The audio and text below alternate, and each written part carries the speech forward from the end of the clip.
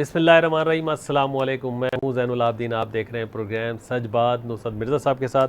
आज के मौज़ूआत आपने देख लिए, संजरानी साहब की जीत भी देख ली। मिर्ज़ा साहब अस्सलाम वालेकुम। वालेकुम सलाम ज़ैनुल साहब। देखिए, सादिक संजरानी साहब जीत गए हैं, हम उनको मुबारकबाद पेश करते हैं। और उनके उनको 48 वोट मिले हैं और यूसुफ रज़ा गिलानी के 7 वोट मुस्तरद हो गए हैं, वो मुकाबले में हार गए हैं। जबकि जो सदारत कर रहे थे इस इलेक्शन की, मुज़फ़्फ़र हुसैन शाह कर रहे थे, साबिक़ के जो हमारे वज़ीर आला सिंध थे, जिसके ज़माने में मैं मुशीर रहा हूँ उनका। और वो उन्होंने वाज़ेह तौर पर बता दिया था कि आपको जो है वो जो खाना है वहाँ पर वोट पे ठप्पा लगाना है। लेकिन लोगों ने 7 लोगों ने ये किया है कि उनके नाम के ऊपर ठप्पा लगा दिया, जिससे उनके वोट मुस्तरद हो गए। अब इस तरह से वो जीत गए हैं। और मुज़फ़्फ़र शाह ने अवान बाला में 7 वोटों के जो है वोटों के मुस्तरद जी होने का ऐलान किया है। मेरे साहब chief reporter Islamabad own Shirazi साहब टेलीफोन लाइन पर मौजूद हैं। जी ओम शराजी साहब, अस्सलाम वालेकुम। जी वालेकुम अस्सलाम नुसरत मिर्जा साहब। हाँ जी, क्या खबर है? आप संजरानी साहब जीत गए हैं। उदास नुसरत है लग मिर्जा रहा साहब, है, आवाज़ से ये लग जो रहा मैं आप उदास हो गए हैं क्या? क्या बात है ओम साहब? नहीं, मैं बिल्कुल उदास नहीं हुआ हूँ। हम बतौर जर्नलिस्ट उन चीज़ों को कवर करते हैं, जो रिजल्ट आए हमारा काम होता है वो सामने लाना। लेकिन इसमें एक चीज़ ऐसी सामने आई जो बार बार पीडीएम के रहनुमा कह रहे हैं। फरूक नाइक ने बाकायदा तौर पे ये नुक्ता उठाया भी प्रिजाइडिंग ऑफिसर के सामने। उनका ये कहना था कि हमें जो सेनेट की सेक्रेटरी है उन्होंने कहा था इस बॉक्स में कहीं भी आप मोहर लगा दें। उन्होंने हमें ये कहा था कि बॉक्स के बाहर मोहर ना लगी हो, उस बॉक्स में कहीं भी लगी हो तो वो आपका काबिल कबूल होगा। और यही जो लेकिन है बात यह है कि ओम साहब, उन्होंने मुज़फ़्फ़र शाह ने बार बार ऐलान किया था कि जो है वोट जो है वो जो वोट का जो ठप्पा जो है वो जहाँ खाली जगह है वहाँ लगाना है। उन्होंने उसके उसके नाम पे लगा दिया। वो पहले बार बार वो ऐलान करते रहे हैं, इसके बावजूद वो लगा दिया तो उसलिए मुस्तरद हो गए। साहब आप बिल्कुल दुरुस्त फरमा रहे हैं। लेकिन मेरा ये ख्याल था कि वहाँ पे प्रिजाइडिंग ऑफिसर को कम अज कम जो है वो सेक्रेटरी सेनेट को खड़ा करके उनसे पूछना तो चाहिए था कि आया आपने ये कहा है या नहीं। जब इतने सीनियर जो सेनेटर है, सीनियर सियासतदान है, इतना अहम इलेक्शन है और वो वाज़ेह तौर पे कह रहे हैं कि हमें ये जो है इंस्ट्रक्शन ओरली अगर आप पूछ लें, अगर उन्होंने वर्बली हमें ये नहीं कहा तो हम अपनी गलती तस्लीम कर लेंगे। हमें वर्बली सेनेट सेक्रेटेरिएट ने ये कहा है कि बाग से बाहर ना हो, चाहे नाम के ऊपर हो जाए, कोई इशू नहीं। क्योंकि कोई इस तरह नहीं था, नाम के सामने पूरा एक बॉक्स बना हुआ था जिसमें एक तरफ नाम था, राइट साइड पे नाम था और लेफ्ट साइड पे खाली जगह थी जहाँ पे मोहर लगाने का। अब ठीक है, लेकिन अब जो कानून जो है कानून क्या कहता है? देखिए, कानून तो इस हवाले से साइलेंट है और आइन ये कहता है कि जी सीक्रेट बैल्टिंग होनी चाहिए। इसमें कहीं कानून ये नहीं कहता कि कहाँ पे ठप्पा होना चाहिए। लेकिन जो प्रिजाइडिंग ऑफिसर थे उनका वाज़ेह तौर पे कहना था, मैंने हदायत दी। लेकिन अपोजिशन बार बार ये कहती रही कि हमें जो है वो सेक्रेटरी जो है उन्होंने कहा कि उस तो इसका मतलब है कि लोगों ने जानबूझ के लगाया ना। अभी तो वो हालांकि उर्दू में कहा, उन्होंने उर्दू में भी कहा, अंग्रेजी में भी कहा, दोनों जबान में उसने ये बात कही। तो फिर तो लोगों ने जानबूझ के लगाया ना, वो बताना होगा कि हमने वोट खराब करना है, कोई मादा होगा। आप दुरुस्त फरमा रहे हैं। अगर ये वोट तो एक वोट ज्यादा गिलानी का गिलानी थे गिलानी ने लिए, तो अगर ये 7 वोट पड़ते तो एक वोट ज्यादा हो जाता। तो अभी भी वो जो 5 कार्य जो है हमें। जनाब बहुत बहुत शुक्रिया ओन साहब, आपका बहुत शुक्रिया कि आपने हमें वक्त दिया जी। मेरे साहब ओन शिराजी साहब के लहजे से लग रहा था कि दुखी हैं, लेकिन यार, अब्दुल बहुत अच्छे बच्चे हैं लेकिन यार, एक और शिराजी। हम चलते हैं बलूचिस्तान, हाँ जहाँ जी। के लोग खुश होंगे। हमारे नुमाइंदे कोटा से ब्यूरो चीफ जी अब्दुल गनी काकर साहब अब्दुल गनी काकर साहब, अस्सलाम खुश होंगे, बहुत वालेकुम। खुश होंगे वो। वालेकुम सलाम मिर्जा साहब। जी आपको मुबारकबाद पेश कर रहे हैं। चागी से सादिक संजरानी साहब जो हैं वो जीत गए हैं सेनेट के इलेक्शन, हमें तो खुशी हुई है। आप बताइए कि आपका क्या आपका तबसरा है? यकीनन मिर्जा साहब, मेरे ख्याल में ये बलूचिस्तान अवामी पार्टी के लिए एक बहुत अहम कामयाबी है कि दूसरी बार इस जमात को न सिर्फ यहाँ पे बलूचिस्तान में कामयाबी हासिल हुई है, बल्कि यहाँ पे सेनेट में भी चेयरमैन सेनेट मुंतखब हुए हैं और ये सवाल है यहाँ पे जाहिर है जिस तरह अब एक मजबूरी तौर पर अगर हम बात करें तो इस्लामाबाद के लेवल पे तो जाहिर है जो हुकूमती हल्के हैं वो तो पुरुमीद थे ही, लेकिन बलूचिस्तान में यहाँ पे जिस जाविये से यहाँ पे इस पे काम किया जा रहा था, खासकर वज़ीर आला जाम कमाल इस पे जिस तरह एफर्ट्स उनकी जानिब से दिखाई दे रहे थे, तो इससे ये तवक्को जरूर थी कि वो कामयाबी हासिल करेंगे। और ज़ाहिर है उन्होंने अपने एंड पे भी यहाँ पे जो कॉन्टेक्ट किए न सिर्फ हुकूमती जो इत्तेहादी जमातें थी उनके साथ, बल्कि दीगर जो अपोजिशन में शामिल अपने अपने अब्दुल गनी काकर साहब, बात ये हुई है कि वो 7 वोट उनके मुस्तरद हुए हैं यूसुफ रज़ा गिलानी के, तो जीते हैं। जी बिल्कुल, ये बात तो यकीनन है, लेकिन यहाँ पे उनकी जानिब से मिर्जा साहब जिस तरह कोशिशें की जा रही थी वो कोशिशें रंग लिया ये मेरे ख्याल में। नहीं, मेरे ख्याल में ठीक है जो कुछ भी अरेंजमेंट हुआ। हमें तो भाई खुश इस लिहाज से हैं कि सादिक संजरानी के जब हम बायोडाटा देखते हैं वो चागई में पैदा हुए, तो हमारे लिए चागई बड़ी ऑनर की बात है।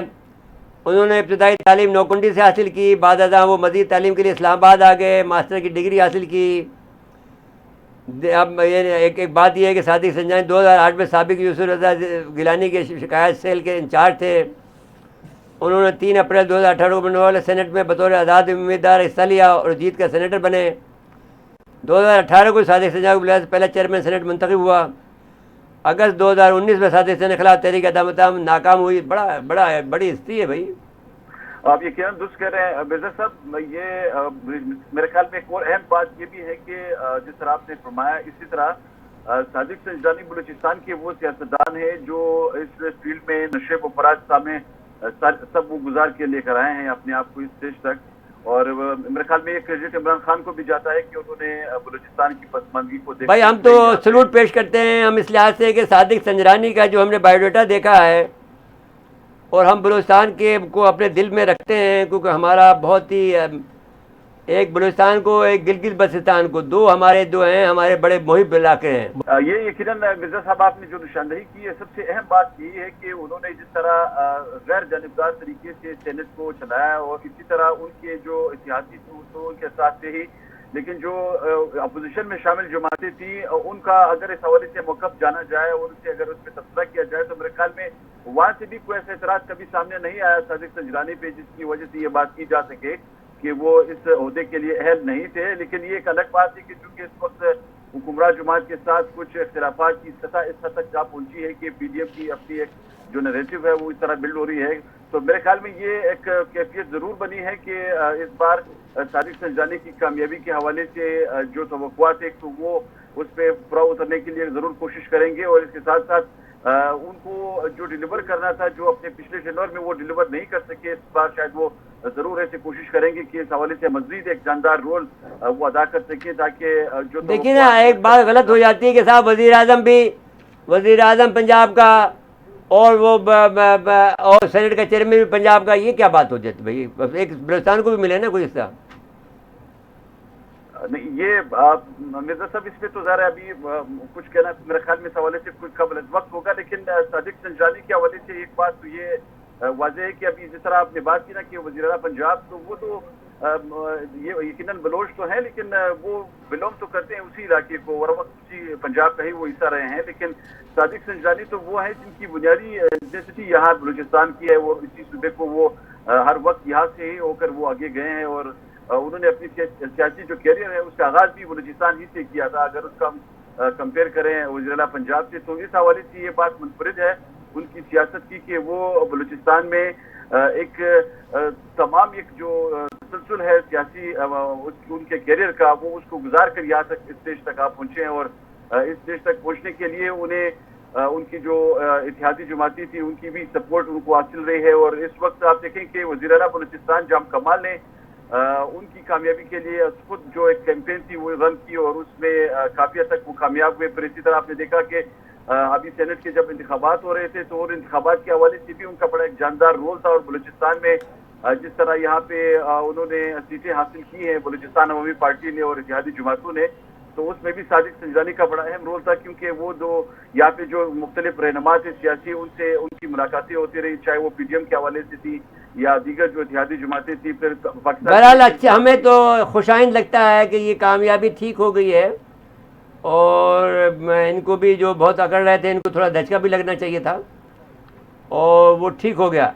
आपका बहुत बहुत शुक्रिया जनाब अब्दुल गनी काकर साहब, आपके हम मशकूर, आपको मुबारकबाद भी देते हैं जी। चलिए भाई, तो हो गया 50-50 हो गया। पिछला मैच वो जीत गए, ये मैच ये जीत गए, तो बराबर हो गया। तो यानी वो जो शिकवा होता था ना कि वो फलां दबाव डाल रहा है, ये दबाव डाल रहा है, बात तो ये नहीं, चले बात ये नहीं, बेसिकली बात ये है कि ये यूसुफ रज़ा गिलानी का जो ये प्लान बनाया था जरदारी साहब ने, वो प्लान फेल हो गया। हम उसको फेल करना चाहते थे इस लिहाज से कि जरदारी साहब जो हर तरह के प्लेयर जी कार्ड खेलते हैं और कामयाब करते हैं। वो जरदारी कार्ड नहीं चलेगा ना, जरदारी कार्ड तो करप्शन कार्ड है ना जी। और लेकिन दूसरी तरफ भी जो मसला है ना मिर्जा साहब, वो ठगों का कार्ड है। तो एक मसला है वो उस पर अलग बहस करेंगे, अब इसको छोड़ दें। अच्छा देखिए, कराची में एक अफसोसनाक वाक़या हुआ जी, माड़ीपुर में। बैटरी चोरी करने के जुर्म में एक लड़के को पकड़ा गया, तशद्दुद किया गया और लोगों ने मार दिया। बैटरी चोरी करने वाला तो मारा गया, और जो गंदम, आटा, चीनी, तेल चोरी करने वाले ये तो वफाकी काबीना में बैठे हैं। बात सुनो मिस्टर ज़ैनुल आबिदीन, आपको ये बात मालूम होनी चाहिए कि ये तबाही की निशानी होती है जी, कि जब कभी भी आप गरीब के साथ में और अमीर के साथ में सलूक अलग अलग करेंगे तो फिर आपके साथ में आपके मुल्क को ख़तरा पड़ जाता है।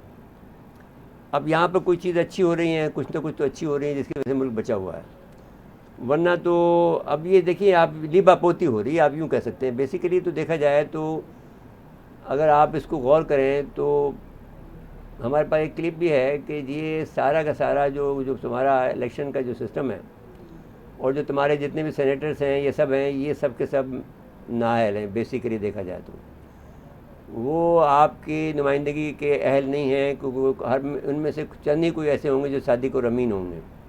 अदरवाइज़ पूरा का पूरा माशरा जो है हमारा बिगड़ा हुआ है।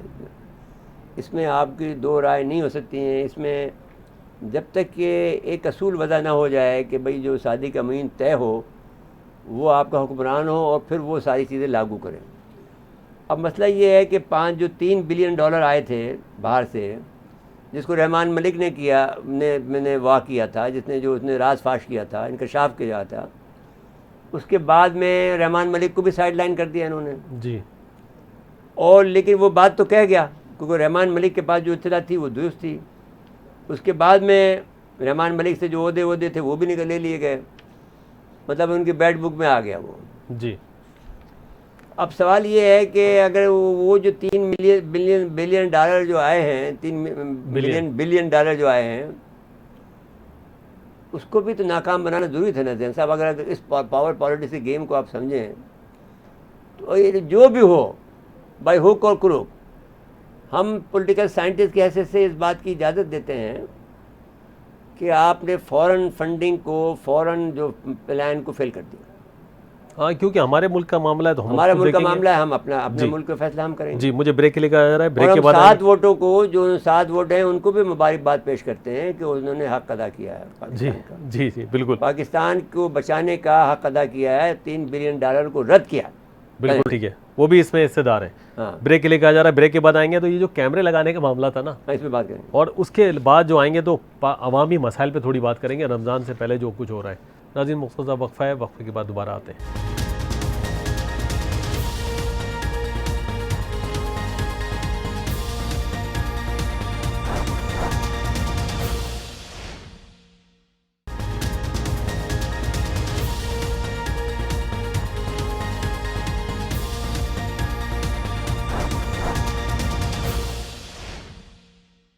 एक दफ़ा फिर प्रोग्राम में खुश आमदीद कहते हैं।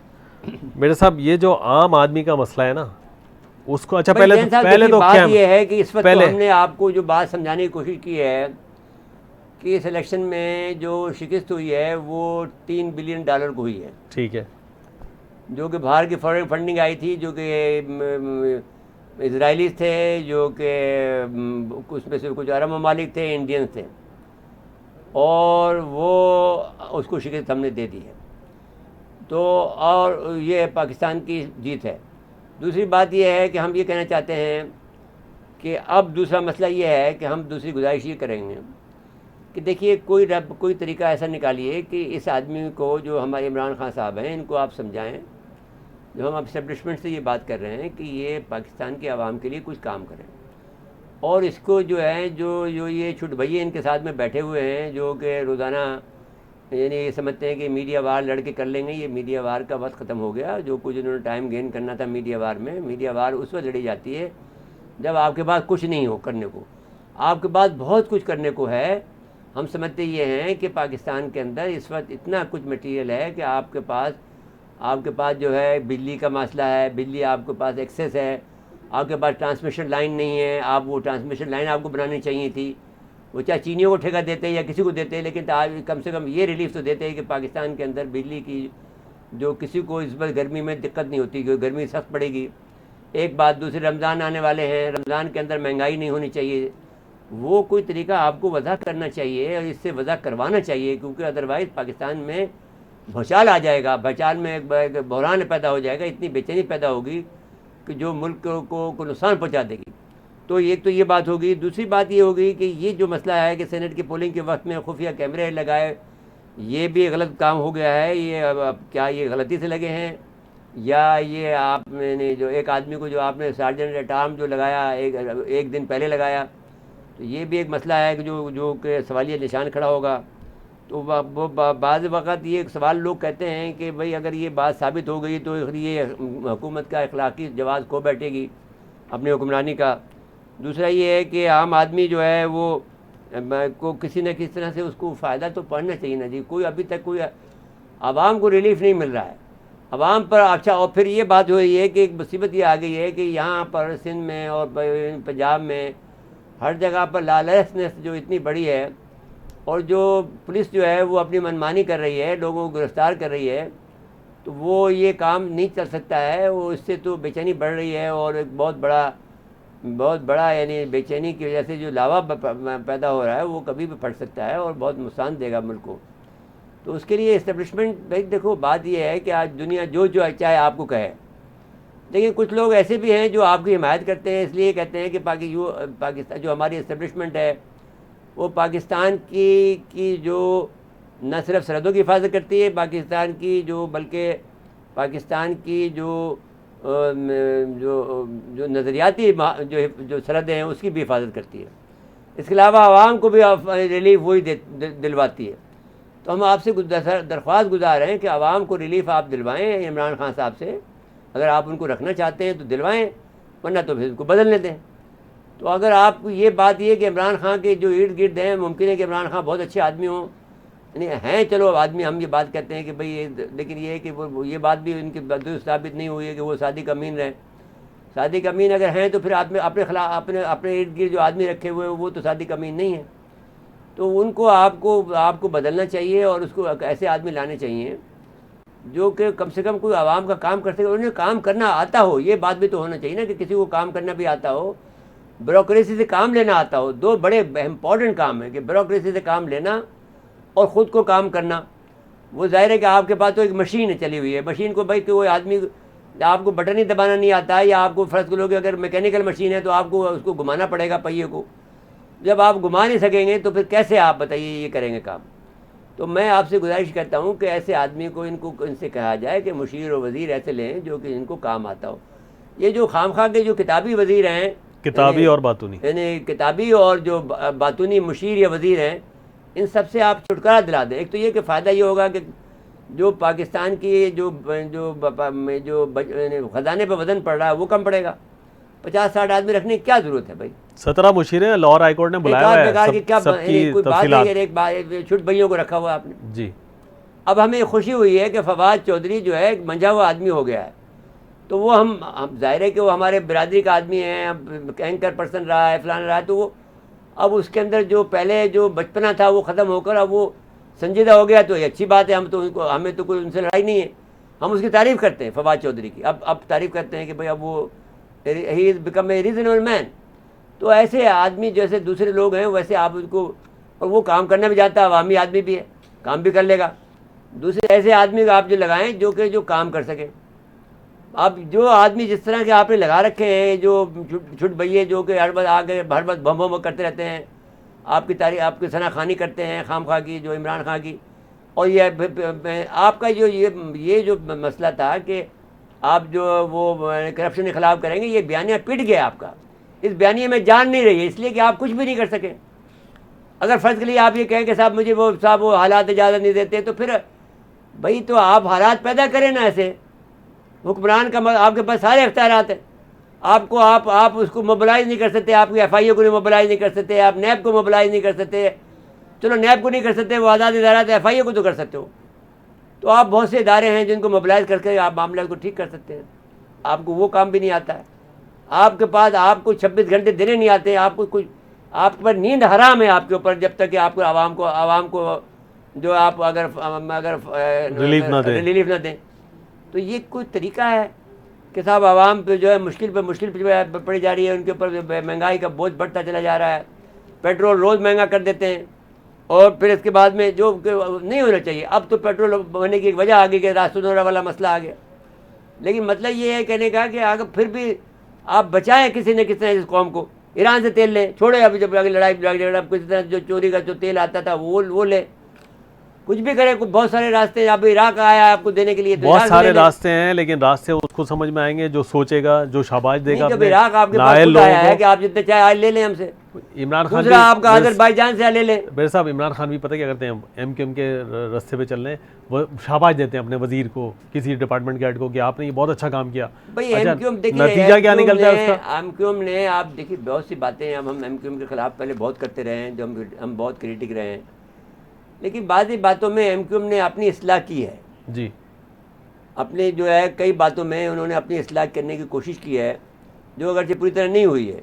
मेरे साहब अगले मौजू पे आ जाए, ये नजफ़ में जो बैनुल मज़ाहिब आमांगी का बेहतरीन मुज़ाहरा किया गया। जैन साहब, ये एक बड़ा अहम बात है कि 6 मार्च को पोप फ्रांसिस आयतुल्लाह सिस्तानी से मुलाकात की है, और आयतुल्लाह सिस्तानी साहब जो हैं बड़े आलिम दीन हैं, और उन्होंने जो है बैनुल मज़ाहिब जो आंगी है, जो हमारी जो मसलकी आंगी है, उसमें बहुत अहम किरदार अदा किया है। और ये मुझे याद है कि हमने एक प्रोग्राम में ये बात कही थी कि वो उन्होंने आयतुल्लाह सिस्तानी साहब ने वहाँ पर जब ये बहुत बड़े दाइश ने कब्ज़ा कर लिया था वहाँ पर कई सुन्नी इलाकों में, और वहाँ जाकर फिर वो बहुत जुल्म कर रहे थे, तो यहाँ से फिर ये शिया फोर्स को उन्होंने भेजा, और शिया फोर्स ने जाकर उनको दाइश को शिकस्त दी, और इसके बाद में और उनसे कोई ना खराज लिया सुन्नी से, तो इराक़ी सुन्नी थे जो, और ना कोई उन्होंने उनके साथ में कोई ज़्यादती होने दी, बल्कि उन्होंने ये पहली मरतबा ये इजहार किया कि सुन्नी और मैंने शिया जो हैं वो एक हैं, और दाइश को उन्होंने जाकर इन्होंने आयतुल्लाह सिस्तानी के हुक्म पर जाकर उनको शिकस्त दी और उनको आज़ाद कराया, जो जुल्म सितम जो बर्पा कर रहे थे। तो अब ये हुआ है कि पोप फ्रांसिस ने, जो कि ईसाई रहनुमा हैं, वो इराक़ में आए और उन्होंने आलिम दीन आयतुल्लाह सिस्तानी से नजफ़ में मुलाकात की है 6 मार्च 2021 को, जो कि हफ्ते का दिन था। मुलाकात में दोनों रहनुमाओं ने मजहबी आंगी, ये एक बड़ा, मैं इसको तारीख़ी मुलाकात कहता हूँ, क्योंकि अभी तक जो मामला चल रहा था वो जो हम ये बात कहते आए हैं कि यहूदियों का और ईसाइयों का गठजोड़ था। वैसे देखा जाए तो तारीख़ी तौर पर तो जो हज़रत ईसा अलैहिस्सलाम भी यानी एक बनी इसराइल से ताल्लुक़ रखते थे, लेकिन बहरहाल क्योंकि वो एक हवाले से फिर अलहदा हुए, तो वो हम ये समझते हैं कि उन्होंने जब इनको जब अपने तौर पे फांसी भी लटकाया, और फिर अल्लाह ताला ने उन्हें उठा लिया, चौथे आसमान पर इस वक्त भी ज़िंदा हैं, और वो फिर हज़रत इमाम मेहदी अलैहिस्सलाम की मदद को आएंगे। तो वो हम ये कहते थे कि इनके दरमियान में जो आपस में जो इत्तेहाद है इसको टूटना चाहिए। तो ये मैं समझता हूँ कि पोप फ्रांसिस की आयतुल्लाह सिस्तानी से मुलाकात जो है उसका मेरे ख़्याल में ये इब्तिदा हो गई है, और हमारा साथ में जो ईसाई जो हैं हज़रत ईसा अलैहिस्सलाम की आमद से पहले से हमारे से जुड़ने के लिए तरफ बढ़ रहे हैं। मैं समझता हूँ कि ये पोप फ्रांसिस और आयतुल्लाह सिस्तानी से जो मुलाकात आपस में, उसको हम खुशामदीद कहते हैं, और उसको हम समझते हैं कि ये एक बेहतरीन मौका है कि इस्लाम और ईसाइयत के दरमियान में जो बहुत करीबी रिश्ता है, कि क्योंकि हम भी हज़रत ईसा अलैहिस्सलाम को मानने वाले हैं, और हज़रत ईसा अलैहिस्सलाम को जो उन्होंने फांसी पर चढ़ाने का जो दावा किया था, हम में और उनमें ये फ़र्क है कि हम उन्हें ज़िंदा समझते हैं। और ये बड़ी तारीख़ी वाक़या है कि जब ये इरिटेरियन में जब वो पहुँचे, हफ्शा में जब पहुँचे थे, जब ये लोग पहले जो माजरीन जो पहले गए थे हफ्शा में, तो वहाँ पर बड़ा जो बहस मुबाहिसा हुआ था। वहाँ पर भी जब वो अपने ईसाई हाकिम ने जब उनकी बात सुनी थी, हमारे जो वहाँ पहले महाजिन गए थे, तो उस पर उन्होंने मुसलमानों को सही समझा था।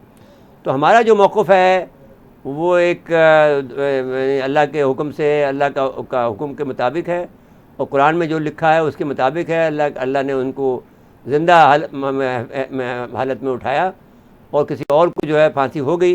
तो इन्होंने तो फांसी दी थी हज़रत ईसा अलैहिस्सलाम को, अपने तौर पर तो फांसी दी है। तो फिर हमारा इनका ईसाइयत का रिश्ता ज़्यादा करीब बनता है हमारा इनके दरमियान में, क्योंकि हम उनको अभी ये कहते हैं कि वो ज़िंदा हैं, और हमारी जो वो आएंगे तो अब सारी दुनिया के अंदर हज़रत मेहदी अलैहिस्सलाम की जो हिमायत में आएंगे, और फिर हम सारी दुनिया के अंदर इस्लाम का बोलबाला होगा।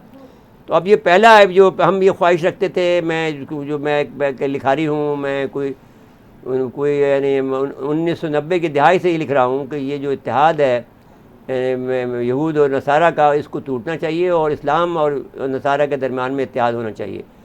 तो ये जो आमद है पोप फ्रांसिस की आयतुल्लाह सिस्तानी से जो मुलाकात है, मैं आयतुल्लाह सिस्तानी साहब का आपको तारीफ़ पहले इसलिए करा दिया है कि आयतुल्लाह सिस्तानी एक बड़े मुबल्लिग हैं बैनुल मज़ाहिब के तरफ में के आपस की जो रवात में जो इनके फ़रोग़ के लिए बड़ा काम करते हैं। उन्होंने अमलन काम किया है सुन्नियों को बचाने के लिए इराक़ के अंदर। तो उस लिहाज से हम और ईसाइयों को भी बचाया, ईसाइयों को बचाया, तो इसलिए वो फ्रांसिस उनके शुक्रिया अदा करने के लिए आए हैं। तो अब मैं समझता हूँ कि ये इराक़ी में सलामती के साथ में जो आए हैं पोप फ्रांसिस, उनका शुक्रिया अदा करने के लिए आए हैं। तो इस लिहाज से किसी सुन्नी को भी जाना चाहिए, हम समझते हैं कि वो जाकर उनका शुक्रिया अदा करें। लेकिन बहरहाल सुन्नियों में ये वो नहीं है, वो आपस में, क्योंकि ये तो इनका आपस में इस्लाम का रिश्ता है, तो कोई ऐसी बात नहीं है, क्योंकि वो आपस में भाई हैं, एक दो हाथ हैं, जो कोई मसला नहीं है। तो कैथोलिक ईसाइयों के पेशवा का जाना बहुत बड़ी बात है, और कमज़ोर तरीन तबके की आवाज़ में उठाने पर आयतुल्लाह सिस्तानी का शुक्रिया अदा किया उन्होंने जी। तो हम भी शुक्रिया अदा करते हैं। और तुर्की का जो चले, अब ये तो मैंने बात समझते हैं कि ये बहुत अच्छा काम हुआ है, बिल्कुल, और ये इब्तिदा हो गई है हमारे और ईसाइयों के साथ में और इस्लाम के साथ में मज़ीद इसमें इजाफा होना चाहिए कि मुसलमान रहनुमाओं को भी चाहिए कि वेटिकन जाएं और आपस में उनके साथ में इत्तेहाद का मुजाहरा करें, फसादी टोला है ना वो एक तरफ हो जाए। जी नाज़रीन, मुख्तसर वक्फा है, वक्फे के बाद दोबारा आते हैं।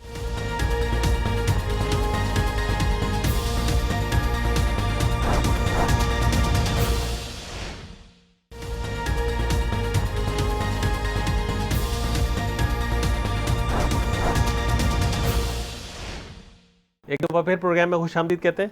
मेरे साहब अभी आज ये अजीब बात यह है कि जो 6 तारीख को ही सैटरडे के दिन ही जी, जिस दिन पोप फ्रांसिस जो है वहाँ आयतुल्लाह सिस्तानी से मिलने आए, तो हुसी बागियों ने वो रास्तनोरा में जो एक इनका ऑयल रिफाइनरी है, बहुत बड़ी ऑयल रिफाइनरी है, और वहाँ से 6.5 मिलियन बैरल पर डे जो वहाँ से एक्सपोर्ट होता है तेल सारी दुनिया में, जो दुनिया का 7% है। दुनिया में जितनी भी ऑयल की डिमांड है, कंजम्पशन है, उसके 7% जो यहाँ से सिर्फ इस रास्तनोरा से जाता है। ये सऊदी अरब के मशरक़ी जो सूबा है अल-हस्सा, उसका हिस्सा है। मैं यहाँ गया हूँ और मैंने ये इलाके देखे हैं, और वो बहुत बड़ी रिफाइनरी है, ये अरामको ने बनाई है। तो उसमें इन्होंने जो है 8 मिज़ाइल मारे हैं और 14 ड्रोन वहाँ भेजे हैं, जो बहुत बड़ा हमला है जी। तो इसके बाद में जो सऊदी अरब में हमले के बाद में जो अमेरिका में तैनात सऊदी शहज़ादी हैं रीमा बिनते बंदर, ये बंदर जो हैं, बंदर बिन सुल्तान जो हैं, वो शाह अब्दुल अजीज़ के बेटे हैं, उनकी साहबजादी हैं। ये उन्होंने कहा कि ये हुसी बागियों ने जो हमला किया है वो सऊदी अरब के तेल की तनसरा पर हमले से आलमी सतह पर जो आलमी तवानाई का फराहमी में अदम इस्तेकाम पैदा हुआ है, और वो रुकावट पैदा हो गई है, जिससे तेल महंगा होगा, और ये काफ़ी नुकसान है। मेरे ख़्याल में ये जो बात शुरू की थी, आपको याद होगा कि हमने ये बात कही थी कि ये जो यमनियों के साथ जंग बनती नहीं थी, ये एक किस्म का जो खेल है, ये जो ताकत के हसूल का, या आप ये समझते पावर पॉलिटिक्स है ये, क्योंकि ये चाहते ये थे कि अपनी जो बादशाहत का निज़ाम जो है, जो किंग अब्दुल अजीज़ के ज़माने में ये बना था कि उन्होंने कहा था कि जब तक मेरे बेटे ज़िंदा हैं उस वक्त तक वो, और ये अनरिटन कॉन्स्टिट्यूशन है उनका कि जब तक उनके बेटे ज़िंदा हैं उस वक्त तक जो है वो उनके बेटे ही हुक्मरान रहेंगे। तो जब ये सलमान बिन अब्दुल अज़ीज़ बादशाह बने तो फिर उस वक्त शहज़ादा मकरन बिन अब्दुल अज़ीज़ जो थे वो वली अहद थे। तो वो बदकिस्मती उनकी ये थी कि वो उनकी जो बहुत सी बीवियाँ थी शाह अब्दुल अज़ीज़ की, उनमें से यमनी बीवी का इससे ये बच्चा ये पैदा हुआ था मकरन। तो वो अब उन्होंने यमन से लड़ाई करा कर इससे जान छुड़ाई कि इसको शहज़ादे को निकालें। तो अब वो बहुत होशियार था यमनी जो माँ का बेटा मकरन, उन्होंने फौरी तौर पर इनके हाथ में बैत की और एक किनारे लग गया और अपने आप को बचा लिया। लेकिन हूसियों पर इन्होंने हमला कर दिया। तो हूसियों के दो धड़े हैं, एक हूसी जो है इनकी हिमायत कर रहा है सऊदियों का, वो हुक्मरान है इस वक्त जो ऑफिशियली, और दूसरा हूसी जो है वो बागी कहलाते हैं, जिसको अमेरिका ने पहले दहशतगर्द करार दिया था, पर इसके बाद में उन्होंने दहशतगर्दी का उन्होंने बैन हटा लिया। उनको जो है सऊदी अरब को जो है वो जो सप्लाई थी आम की वो भी रोक दी है इसके। और यूएई भी जो है जो पहले जो हमसे बहुत नाराज़ हुआ था, क्योंकि हम तैयार नहीं थे, हमें फंसाने का उन्होंने एक ज़रिया बनाया था कि पाकिस्तान को इस जंग में फंसा कर उसको उलझा दें और उसकी तवानाई ख़त्म करें यहाँ पर, ताकि हमारे फ़ौजी शहीद होते रहें। तो पाकिस्तान ने उससे बच निकला। उसके बाद में हमारे और सऊदियों के और यूएई के दरमियान में तलखी हो गई। और हद तो ये है कि यूएई के एक वज़ीर ने यहाँ तक कहा कि हमें इसका पाकिस्तान को उसका भारी खमियाजा भुगतना पड़ेगा। उन्होंने जाकर इंडिया से दोस्ती कर ली, लेकिन ख़ुद फिर वो निकल गया वहाँ से यमन से के जंग से और अपने आप को बचा लिया। और अब ये जो सिर्फ ये रह गए हैं हज़रत मोहम्मद बिन सलमान। तो अब ये सूरत हाल ये है कि सऊदी फ़ौज और हौसियों के 526 मुसल्लह ड्रोन और 340 बैलिस्टिक मिसाइल गिराकर शहरी आबादियों को इन हमलों से महफूज कर चुकी है। और सऊदी अरब की जानिब से यमन में मसलसल ये है कि जंग चल रही है, ये मिसाइलों से हमला करते हैं। यानी हूसी तैयार हैं मज़ाकरात के लिए, लेकिन इनको ये डर है कि जब मज़ाकरात होंगे तो इनको जो है असला की सप्लाई मिल जाएगी, तो इसलिए वो फिर सऊदी तैयार नहीं है। लेकिन इनका पास कोई हल नहीं है, अदरवाइज़ ये इनकी जो बादशाहत है ये ख़त्म हो जाएगी और ये शायद इसी चक्कर में है। और मैं समझता हूँ कोई अंजाम इसका अच्छा होने नहीं जा रहा है। जिस तरह से सैफुल्लाह ने किया, जो कि लिबिया के कर्नल कदाफ़ी का बेटा था, कि वो CIA का एजेंट बन गया और अपने बाप को मरवा दिया और ख़ुद सेफ बैठा हुआ है। क्या फ़ायदा उस ऐसी ज़िंदगी का। इसी तरह से यहाँ कभी होगा कि आपको जो है बादशाह जो है मैंने ख़राब होगी, यमन तनाज़ा अगर बढ़ेगा तो नुकसान आपको बढ़ता चला जाएगा। कि वो बागी जो है बहरहाल वो आपको चाहिए कि उनसे माहदा कर लें, उनके ट्रम्प पे माहदा कर लें, तब भी आपको फ़ायदा है। जो भी वो कहते हैं, क्योंकि वो क्या कर सकते हैं, वो तो इतनी बड़ी कोई ताकत नहीं है, वो तो अपना गुजर बसर भी आपकी मदद के जरिए करेंगे। नहीं वो हाँ आप उनको मदद करें तो आपके मुरीद बन जाएंगे। पहले आप करते थे उनको मदद, पे आपने खामखा भाई हूसी बड़े बहादुर लोग हैं और बड़े जंगजू लोग हैं, वो लड़ेंगे, फिर आपको नुकसान पहुँचा रहे हैं। और फिर वो सारी दुनिया पर आप ये समझते हैं कि इजराइल आपकी मदद कर रहा है। इजराइल तो उनको असला दे रहा है। अब ईरान के पे इल्ज़ाम लगाते हैं, वो भी दे रहा होगा, हम नहीं कहते कि नहीं दे रहा होगा ईरान, लेकिन इजरायली भी तो दे रहे होंगे ना। सारी दुनिया दे रही है उनको असला, ताकि आप तबाह हो बर्बाद हो जाएं सऊदी अरब को। तो आपको अकलमंदी का तकाजा ये है कि आप यही समझ नहीं आ रहा है, ये समझ में नहीं आया तो फिर नहीं समझ में आया, तो फिर जो समझ में नहीं आता है तो फिर वो नुकसान होता है। जी हाँ मिर्ज़ा साहब अगले टॉपिक पे आ जाएं। जी, ये तुर्की पाकिस्तान के दरमियान जो गनशिप हेलीकॉप्टर का भाई गनशिप हेलीकॉप्टर से हमारे इतनी परेशानी नहीं है कि गनशिप हेलीकॉप्टर हमारे पास ऑलरेडी जो मौजूद हैं, हमारे पास ये स्क्वाड्रन मौजूद है इसका गनशिप हेलीकॉप्टर का। अगर वो नहीं देते हैं तो न दें, हम खुद बना लेंगे। या ये जुलाई 2018 में 1.5 अरब रुपए का मायदा हुआ था और तुर्की में क्योंकि ये बनते हैं तो अमेरिका ने क्योंकि मना कर दिया तुर्की को। तो एक तो सूरत ही हो सकती है कि तुर्की क्योंकि ख़ुद मुश्किल में है जी, और तुर्की भी, उस पर हम कल बात करेंगे, लेकिन तुर्की ने तो अपनी जो है जो अपना एरिया ऑफ इन्फ्लुएंस को डिक्लेयर कर दिया है कि 2023 में उसका एरिया ऑफ इन्फ्लुएंस क्या होगा, वो हम कल बताएंगे। लेकिन बात ये है कि अभी तो जो तुर्की खुद क्योंकि ये अमेरिका को ये गनशिप हेलीकॉप्टर से क्या प्रॉब्लम हो रही थी, मतलब प्रॉब्लम ये है कि पाकिस्तान को वो ज़्यादा हाई फाई इक्विपमेंट नहीं देना चाहते इंडिया के मुकाबले में। तो पाकिस्तान को ज़रूरत भी नहीं है। पाकिस्तान को अगर आप नहीं देंगे तो पाकिस्तान बना लेगा। जी तो उसके बाद जो पहले ही आपके गनशिप जो हेलीकॉप्टर हैं उसकी वो नकल नहीं कर सकता क्या? वो कर लेगा, कर चुका होगा, अभी आपकी ज़रूरत भी नहीं है, फिर आप नहीं दें, बहुत अच्छी बात है। जी। और फिर बीजिंग से जो मुज़ाकरात हो रहे हैं इसी हवाले से, और तो बीजिंग से वो उसका हमें जो अल्टरनेट तो हमें चाहिए ना भाई, हमें तो बीजिंग चाहिए या रशिया से चाहिए, हम कहीं से ले लेंगे। मतलब अमरीकी समझ रहे हैं कि अगर यहाँ से रुक गया तो इनको नहीं मिलेगा, ऐसा कुछ नहीं है, हम कोई ना कोई बंदोबस्त नहीं, कर हमारे लेंगे। पास से ज़्यादा सोफिस्टिकेटेड मिसाइल हमारे पास हेलीकॉप्टर्स हैं। यू आर रॉन्ग माय तो फ्रेंड। ये मतलब कि अमरीकी क्या बताना चाह रहे हैं कि भाई हमारी ही चलेगी इस वो सतह में? इसलिए नहीं चाह रहे हैं, बताना चाह रहे हैं, इंडिया को खुश करना चाह रहे हैं कि हम नहीं दे रहे हैं, बस मीनिंग उनको पता है कि पाकिस्तान के पास इससे ज़्यादा सोफिस्टिकेटेड हेलीकॉप्टर लेकिन वो तुर्की का ये लग रहा था कि वो अमरीकी उससे निकल रहे, क्लच से बाहर निकल रहे हैं, लेकिन वो तो फिर भाई लेकिन नहीं, बहस ये नहीं है, बहस ये है कि उनके दरमियान में एक माहदा है और वो उनका कंट्रोल है वहाँ पर। जो आदमी जब एक माहदा होता है तो उसको वहाँ पर जो अमेरिकन लोग बैठे होते हैं, जी, तो फिर भी मुमकिन है कि तुर्की मज़ामत करे और कोई ना कोई रास्ता वो निकाला रास्ता निकाले, क्योंकि तुर्की को पाकिस्तान की ज़रूरत है, पाकिस्तान को तुर्की की ज़रूरत है। है। बिल्कुल। और वो अब ये तो इत्तेहाद ही नया बन रहा है ना, पाकिस्तान, चीन, तुर्की, ईरान अफगानिस्तान भी शामिल और अफ़गानिस्तान और रूस, है। जी ये तो मामला ही अलग हो रहा है। तो अब इसमें वो एक तो ये बात हो रही है, दूसरी बात ये हो रही है कि उन्होंने जो है अफ़गानिस्तान का मामला में ये कर लिया है कि आपको ये बात हमने आज करनी चाहिए थी, कल कर लेंगे, लेकिन जी जी बताएं। उन्होंने उसको नोटिस दे दिया है इसको अशरफ गनी को कि हम 1 मई को से निकल जाएंगे अगर आपने मुज़ाकरात नहीं किए उनके साथ में। तो वो अभी आए हैं जलम खलीदाद, और वो उनका जो सेंटकॉम का जो है वो मिला है हमारे चीफ ऑफ आर्मी साहब से। जी, तो अगर ये अफगानिस्तान से निकल जाते हैं तो फिर तो अशरफ गनी खून साहब खराबा के लिए- होगा ना जी, अशरफ अशरफ गनी गनी के साहब ज़माने के लिए में तो मसाइल ही- नथिंग है, उसके बाद कुछ भी नहीं उनके है। लिए तो मसाइल ही मसाइल है, क्योंकि तालिबान, दाइश, दो उनके पास चैलेंजेस नहीं, वो होंगे। असल में वो दाइश तो अमेरिकन है, वो एसेट है ना, जी, अमेरिकन इस्तेमाल करेंगे उसको, अशरफ गनी के खिलाफ इस्तेमाल कर सकते हैं। इन तालिबान के खिलाफ इस्तेमाल करेंगे, जी अच्छा, खैर अगर तालिबान के खिलाफ करेंगे, आपके खिलाफ इस्तेमाल करेंगे, ईरान के खिलाफ इस्तेमाल करेंगे, वो तो वेरी डेंजरस थिंग। मेरे साहब इस पे 2-3 You मिनट have to बात wait है। जी, इस पे अभी वक्त है, इस पे 2-3 मिनट बात कर लेते हैं। अगर अमेरिकी फ़ौज चली जाती है और अशरफ गनी तालिबान के साथ मुआहदे में भी नाकाम रहते हैं, फिर तो नहीं, कुछ वो भी तो अशरफ गनी को मार देंगे वो लोग ना, फिर तो कोई ऐसी बड़ी बात नहीं है, इसको गिरफ्तार किसी वक्त भी गिरफ्तार करके ले जाएंगे वो पकड़ के। भाई उनके पास सारा कंट्रोल है। वो अशरफ गनी क्या बेचता है?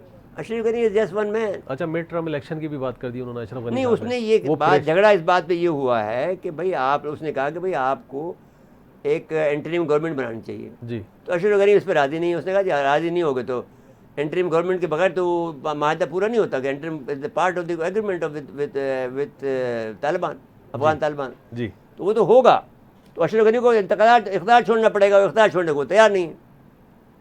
तो मसला ये है। और वो तो शुमाली इत्तेहाद का भी प्रेशर होगा ना उनके ऊपर, अशरफ गनी के ऊपर। नहीं, शमाली इत्तेहाद आपको मालूम होना चाहिए, शमाली इत्तेहाद अब्दुल्ला इज़ डिफरेंट मैन, और वो पाकिस्तान से भी ताल्लुकात अच्छे चाहते हैं। वो दोनों एक हमारे तरफ हैं ना? हम दोनों एक दूसरे के मुखालिफ हैं। नहीं, लेकिन वो इस मामले में तो दोनों एक तरफ हैं कि इख्तिदार हमारे पास रहे, उनके पास ना जाए। नहीं, उनके तालिबान के पास। नहीं, वो इख्तियार नहीं ले रहे हैं, वो इख्तियार में शेयर लेना चाहते हैं तालिबान। वो तो आहिस्ता आहिस्ता फिर हाँ, वो ठीक है, वो बात देखें ना, वो तो जो दोनों अफगान है समझते हैं। अब ये कहते ये हैं, ये जो इनका ये कहना है, इन्होंने बिल्कुल खुल के कहा है कि साहब पहले हम जो ये ज़्यादातर अफ़गान तालिबान जो है पश्तून है, जी, पख्तून है। तो वो ये कहते हैं कि पहले ये इन पर हुक्मरानी करते थे, अब ये 30 साल गुजर गए हैं तो हमें हुक्मरानी भी आ गई है, हमारे पास फ़ौज भी आ गई है, हमारे पास असला भी आ गया, तो हम इनसे लड़ सकते हैं इनसे। तो खाला जंगी होगी, दैट्स इट। लेकिन वो अभी भी मार रहे हैं, बुरी तरह से इनको मार रहे हैं। नहीं मेरे साहब, क्या वाकई अमेरिका निकल जाएगा पूरा? नहीं, इंडिया मुश्किल है। निकलना तो चाहता है, इसलिए कि वो इस इलाके में अगर बड़ी कोई जंग होती है तो वो अपने आदमी तो नहीं मरवाना चाहेगा ना जी, फिर उसको लेकिन ऑब्जर्वेशन के लिए भी तो चाहिए ना यहाँ पे। नहीं, ऑब्जर्वेशन के लिए वो इंडिया को रख रहा है ना, इंडिया से असला सप्लाई करवा रहा है ना इनकी हुकूमत को। India is there agent now Afghanistan में, अमेरिका का अमरीकी एजेंट। हाँ, अमेरिकन एजेंट है। तो वो अब इनको इंडिया को उसने वो किरदार दे दिया है कि अफ़गानिस्तान की आप मदद करें इनकी फ़ौजियों की, तो इसलिए कि खुद निकल जाएगा इंडिया को, उसमें फंसा देगा। मतलब है कि इंडिया का भी वही हाल होगा आइंदा कुछ ज़्यादा अरसों अच्छा में, होगा। हम तो खुश हैं कि जैसे वो अगर हमारा आ किया जाएगा। इन्होंने। नहीं तो बहुत अच्छी बात है ना कि इसी तरह से एम्पायर तबाह होती हैं, तो इंडिया भी एम्पायर बनना चाहता है, तो वे शौक पूरा कर ले। जी जी बिल्कुल। रशिया तबाह हो गया, अब अमेरिका तबाह हो गया, अब आप आ जाओगे। आप तो बहुत बड़ी एम्पायर बनना चाहते हैं ना मोदी साहब जो हैं। जी अच्छा मेरे साहब, ये सारे मुज़ाकरात हुए कतर में, तो कतर का भी तो कोई रोल होगा ना कि उनको भी समझाए, इनको भी समझाए कि भाई नहीं, कतर का इतना रोल नहीं है, वो फैसिलिटेटर है, वो नहीं समझाना चाहता। लेकिन वो तो इतने अरसे जो बातचीत चली उनका भी कोई ना कोई असर तो बना होगा। नहीं, कोई वो राब्ते बना बने होगा, होंगे। लेकिन वो बना वो between the Afghan Taliban and Ashraf Ghani. Afghan Taliban को तो अशरफ गनी, उन्होंने कहा दिया ना अशरफ गनी हमारे लिए कोई हैसियत नहीं रखता। अशरफ गनी को तो तालिबान ने बाहर रखा ना, जी उसको तो आने नहीं दिया ना उस मुज़ाकरात में। ये मुज़ाकरात जो हुए हैं माइनस अशरफ गनी हुए हैं ना, जी, तालिबान और अमरीकी के दरमियान अमेरिका के दरमियान हुए, फिर तो उसके इसलिए बाद उसका जो इन्फ्लुएंस नहीं डेवलप हो सका। जी, लेकिन यहाँ जो इनके अंदर जो इंट्रा अफगान मुज़ाकरात थे उसमें तो कोई ना कोई किरदार नहीं, होगा उसमें ना, किरदार क्योंकि हमने अदा वो- किया था, लेकिन उसमें भाई अब बात यहाँ वो पर भी अड़ी कतर हुई में हुआ है कि वो एंटरिम गवर्नमेंट पर राजी नहीं है, तो एंटरिम गवर्नमेंट के बगैर इंतखाब कैसे होंगे? अब बताइए ना, वो अपना हिस्सा कदर बेस्तर जो हर एक आदमी ले ले। जिसको जो भी अवाम हाँ। जहाँ के अवाम हिमायत कर दें वो हाँ। हिस्सा उनका हो जाएगा। तो खैर अब इसको वाइंड अप कर दें जी कि हाँ। ये मुज़ाकरात अगर नाकाम होते हैं तो खाना जंगी होगी। ये खाना जंगी भी हो सकती है और अब नहीं भी हो सकती है कि अमेरिकन अगर वहाँ से निकल जाएंगे तो फिर तालिबान वो तो छोड़ भाई देंगे ना। पड़ेगा, लेकिन खाना जंगी बहरहाल होगी। हाँ यही खतरा है, अफगानिस्तान की खाना जंगी होगी तो फिर पाकिस्तान भी जद में आएगा। हाँ, खैर, तो पाकिस्तान अल्लाह खैर बहुत करे नहीं, बारा। लेकिन पाकिस्तान का इस लिहाज से नहीं आएगा कि पाकिस्तान ने बार बार लगाकर अपनी तैयारी मुकम्मल कर ली है। जी, अब वो पहले वाली सूरत हाल पूरा है। सूरत नहीं कि वो लोग भाग के यहाँ पे भाग के आ जाएंगे, अब वो रुकावटें डाल दी हैं पाकिस्तान जी ने। जी ठीक है तो मेरे साहब। मुकम्मल हो गई ना बाढ़ हमारी यहाँ से वहाँ तक, सिर्फ ईरान का कुछ हिस्सा बाकी रह गया है, जी, वो भी हो जाएगा एक वो दो भी महीने कोई में। तकरीबन 50% हो चुका है। हाँ नहीं, ज़्यादा हो गया जी मेरे साहब, वक्त ख़त्म हुआ हमारे प्रोग्राम का आज। जी। नाज़रीन आज के लिए इतना ही, आइंदा प्रोग्राम तक के लिए इजाज़त चाहते हैं। अल्लाह हाफ़िज़।